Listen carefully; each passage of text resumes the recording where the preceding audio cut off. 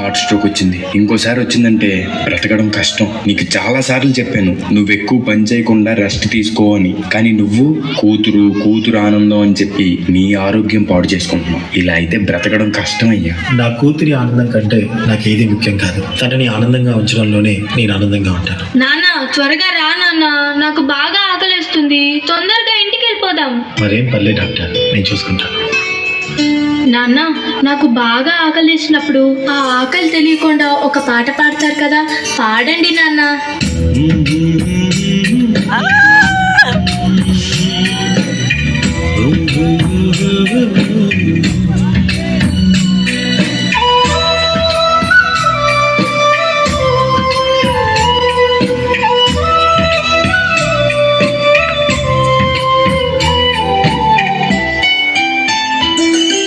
గుమ్మడి గుమ్మడి ఆడిందంటే అమ్మాడి, daddy కూపిరిలో మురిసే కూచిపూడి.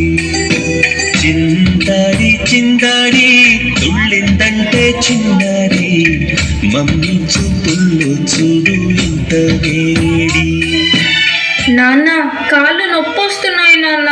వద్దంటే వినదే పగలంతా ఆడి పాడి, ముద్దైన తినదే పరిగెత్తే పైడి లేడి, చిలకల్లే చెవిలో ఎన్నో సునాడి. పడుకోదే పన్నెండైనా ఏం చేయాలి?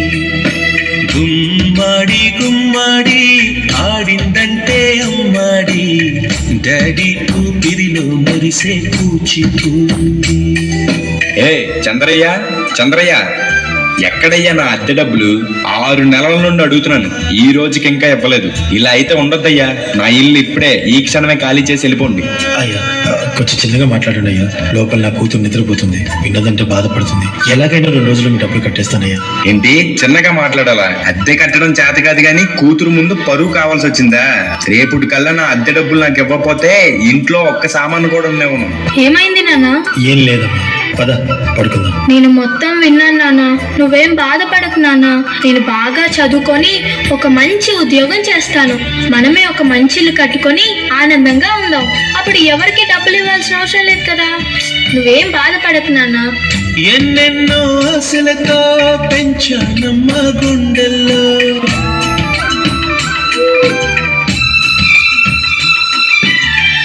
ఎన్నెన్నో ఆశలతో పెంచానమ్మ గుండెల్లో, నువ్వే నా కలలన్నీ పెంచాలే నీ కన్నుల్లో. నా తల్లివి నువ్వు, నీ తండ్రిని నేను, ఎవరినెవరు లాలిస్తున్నారు. ఏమైంది నాన్న? డాన్స్ చెయ్యి నాన్న. చిత్తంగా చూస్తుంటే పొంగిందే ఆ చూపుల్లో పాలరాలి.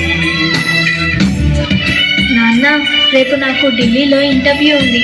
అందులో కానీ నేను సెలెక్ట్ అవుతే 60,000 జీతం వస్తుంది. ఇక మన కష్టాలన్నీ తీరిపోతాయి, హ్యాపీగా బ్రతికేయచ్చు. నీ ప్రశ్నలు నీవి, ఎవ్వరో బదులెవ్వరుగా. జాగ్రత్తమ్మా, నీకోసం ఎదురు చూస్తూ ఉంటాను. త్వరగా వచ్చేవా? ఖచ్చితంగా ఆ జాబ్ ని సంపాదించే వస్తా. ఏ గాలో నిన్ను తరుముతుంటే అల్లరిగా, మరి నేను వెళ్ళొస్తాను నాన్న, నువ్వు జాగ్రత్తగా ఉండు. ఆగాలో లేదు తెలియదంటే చెల్లదుగా. ఈ జాబ్ నాకు చాలా అవసరం. మా నాన్న నా కోసం ఎంతో కష్టపడ్డాడు. మా నాన్నని హ్యాపీగా ఉంచాలంటే ఈ జాబ్ నాకు రావాలి. బతుకంటే పడి చదువా అనుకుంటే అతి సులువా. నా బంగారు తల్లి, నేను పని చేయట్లేదు, డబ్బులకి ఇబ్బంది పడుతున్నా అని తాను జాబ్ చేస్తా అని ఇంటర్వ్యూకి వెళ్ళింది. సర్లే, నేను ఇంకా ఎన్ని రోజులు బ్రతుకుతానో కూడా తెలియదు. తనకి జాబ్ వస్తే తనే హ్యాపీగా ఉంటుంది. నా పాపకి జాబ్ వస్తుంది, దేవుడు ఉన్నాడు, జాబ్ ఖచ్చితంగా వస్తుంది.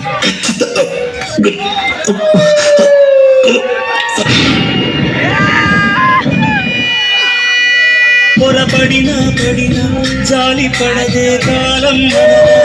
You are selected. నీకు ఈ జాబ్ వచ్చింది. Thank you so much sir. నాకు జాబ్ వచ్చిందని తెలిస్తే మా నాన్న చాలా హ్యాపీగా ఫీల్ అవుతారు. ఇప్పుడే ఈ విషయం మా నాన్నకు చెప్పాలి. ఏంటి నాన్న ఫోన్ లిఫ్ట్ చేయట్లేదు? సరేలే, డైరెక్ట్ గా వెళ్ళి సర్ప్రైజ్ చేద్దాం. ఆయన హ్యాపీగా ఫీల్ అవ్వటం నేను కల్లారా చూడాలి. ఒక నిమిషం కూడా ఆగిపోదే నువ్వు వచ్చేదాకా.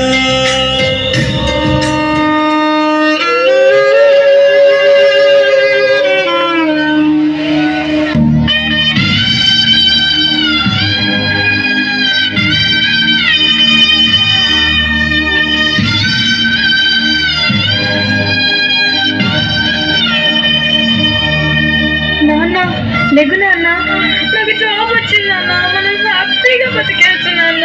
నాన్న లెగు నాన్న, నాకు భయం వేస్తుంది నాన్న. నాన్న లెగు నాన్న, ప్లీజ్ నాన్న లెగిసి చూడు నాన్న. అందులో కానీ నీకు సెలెక్ట్ అయితే 60,000 జీతం వస్తుంది. ఇక మన కష్టాలన్నీ తీరిపోతాయి.